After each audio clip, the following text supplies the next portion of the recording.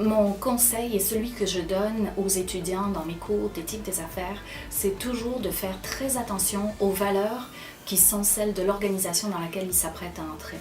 Parce que s'ils ne sont pas en accord avec ces valeurs-là,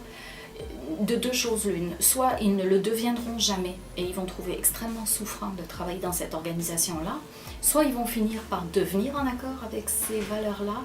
et il n'est pas évident qu'ils apprécient la personne qu'ils seront devenus à ce moment-là.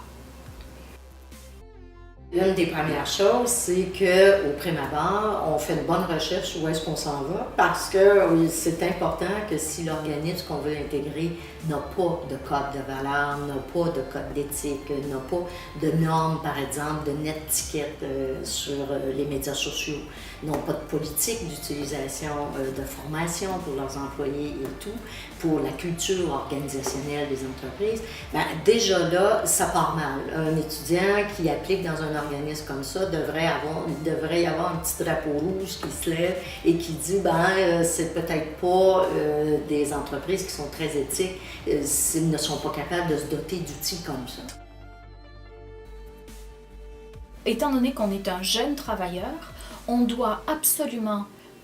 faire passer nos idéaux moraux d'abord, ou est-ce qu'on doit assouplir notre posture pour pouvoir avoir un travail. Et je pense sincèrement que si on n'est pas idéaliste quand on est jeune, ça va être encore plus difficile de l'être plus tard, parce que ça prend beaucoup d'énergie et c'est fatigant parfois de se tenir debout pour les choses auxquelles on croit. C'est long à construire une réputation, mais ça ne prend qu'une fraction de seconde pour la détruire.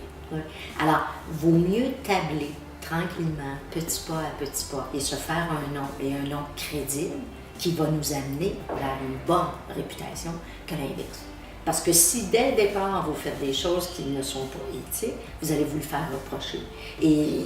vous allez faire encore même moins d'argent que quelqu'un qui va avoir fait preuve de jugement et d'éthique dès le départ.